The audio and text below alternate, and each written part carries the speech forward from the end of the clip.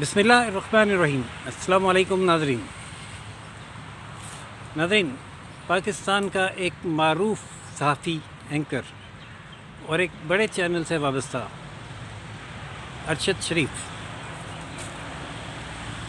راہی ملک عدم ہو گیا یا اسے آخرت کے سفر پر روانہ کر دیا گیا۔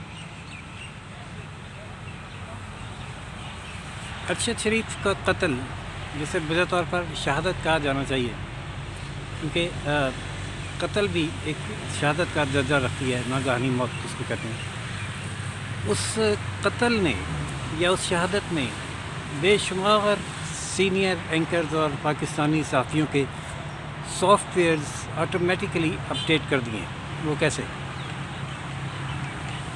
ارشد شریف صاحب میرے کولیگ تھے، انہیں میں نے زندگی میں بہت ہمبل، پولائٹ، ڈیسنٹ، سافٹ اسپوکن پائے، شاندار پرسنالٹی، لیکن ان کے خیالات اور میرے خیالات بالکل اپوزٹ تھے۔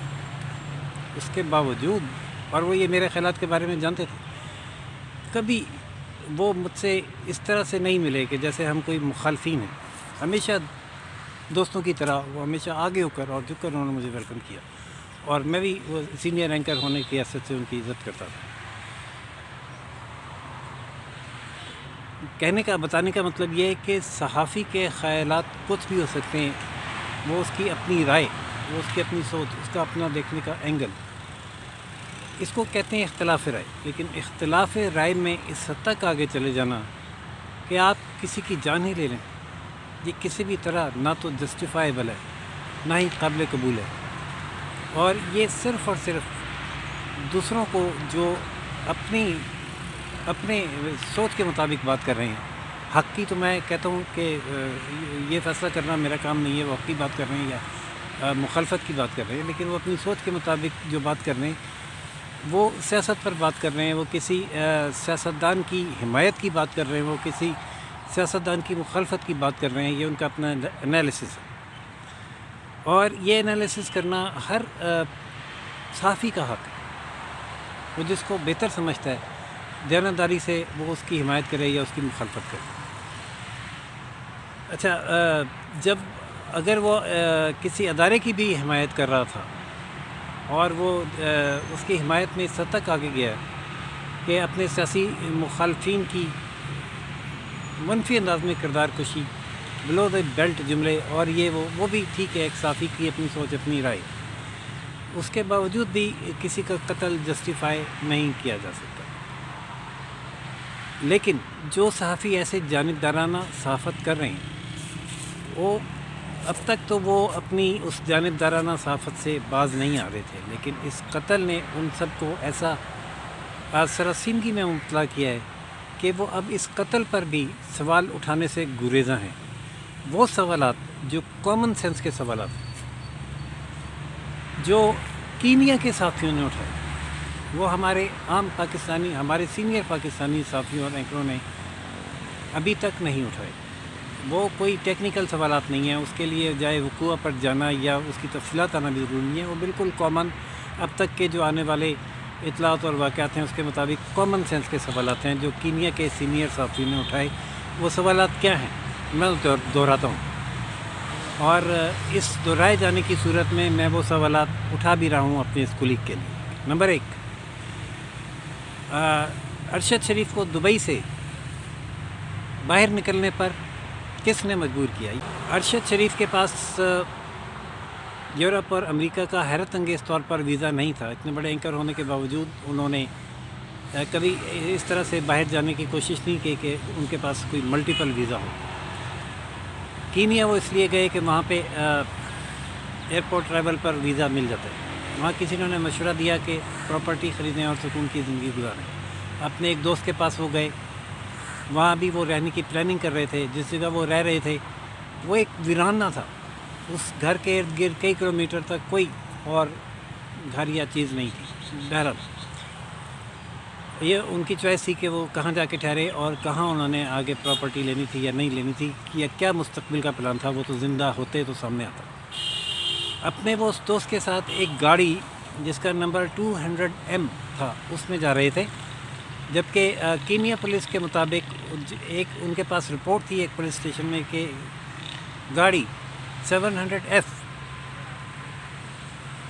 کسی جرم میں مطلوب اور مفرور ہے جو پولیس کو مطلوب ہے، جس کی تلاش کے لیے ناکہ لگایا گیا ہوا تھا۔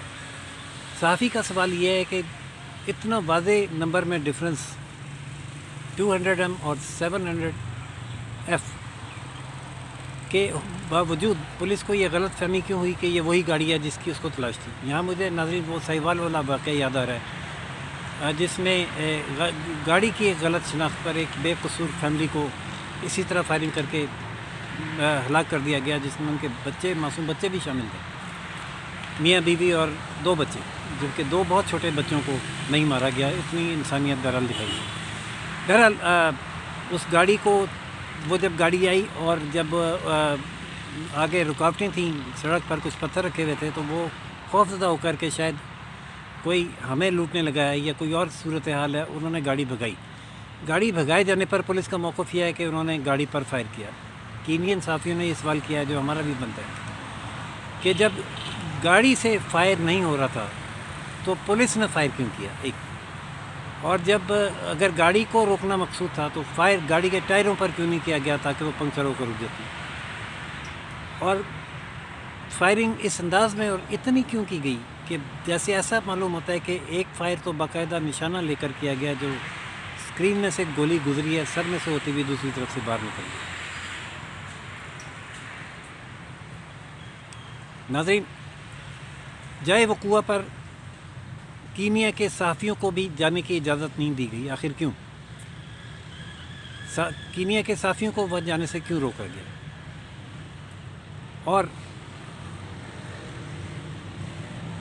جس جگہ واردات ہوئی، مطلب جو جائے وقوع پولیس نے اپنی اسٹیٹمنٹ میں بیان کیا، واردات کی جگہ کہا جا رہا ہے واللہ عالم، وہ تحقیقات میں سامنے آئے گی کہ وہ نہیں ہے، اس سے مختلف ہے۔ یہ وہ سوالات ہیں جن کا جواب آنا کسی بھی انویسٹیگیشن کے سلسلے میں بہت ضروری ہے، اور یہ سوالات بہت سی کنفیوژنس کو دور کریں گے۔ ناظرین، ارشد شریف تو چلے گئے، یہ وہ دکھی انسان تھا یا بدنصیب انسان میں کہوں گا کہ جس کے جب باپ کی ڈیتھ ہوئی تو ان کا بھائی جو ایئر فورس میں تھا وہ جب اپنے باپ کے جنازے میں شرکت کے لیے آ رہا تھا تو راستے میں ان پر بھی فائرنگ ہوئی اور بھائی بھی شہید ہو گئے۔ ارشد شریف نے باپ کے جنازے پر اپنے بھائی کی بھی لاش وصول کی اور پھر دونوں کو یہ ایک ساتھ تدفین کی۔ اس کے بعد وہ اپنے بھائی کے بچوں کے بھی کفیل تھے اور اپنے بچوں کے بھی کفیل تھے، اپنے بھائی کی بیوہ کو بھی پال رہے تھے اور خود بھی ان کی 2 بیویاں تھیں، یعنی ٹوٹل 3 خواتین کو کہ وہ سرپرست تھے۔ سنا یہ ہے کہ شاید انہوں نے بھابھی سے شادی کر لی تھی اور غالباً ان کی اب 3 بیویاں ہیں۔ ارشد شریف کی موت کے بعد ان کا گھر مردوں سے خالی ہو گیا۔ اب وہ ایک خاتون تو 2 دفعہ بیوہ ہوئی اور بچے 2 دفعہ یتیم ہوئے۔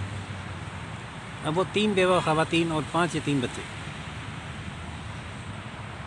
جیسے بھی پلیں گے، پالنے والا تو خدا ہے، لیکن ان کے سر پہ جو ایک سرپرست تھا خدا نے مقرر کیا تھا، اس کو جبراً اس دنیا سے واپس بھیج دیا گیا۔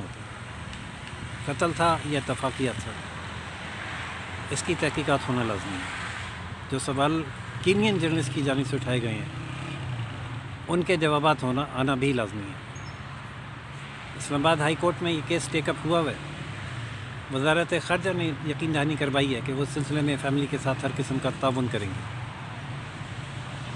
ارشد شریف کا جثہ خاکی 26 اکتوبر کو رات 1 بجے پہنچے گا اور اگلے دن یعنی جمعرات کے روز ان کی تدفین ہوگی۔ اس کے بعد جو بھی صورتحال ہوگی ناظرین، اس سے آپ کو لمحہ بلمحہ آگاہ کرتے رہیں گے۔ فی الحال اتنا ہی، دیکھتے رہیے روشن Pakistan news. Channel like, subscribe اور شیئر کرنا نہ بھولیے۔ اجازت دیجیے راشد حبیب کو۔ اللہ حافظ۔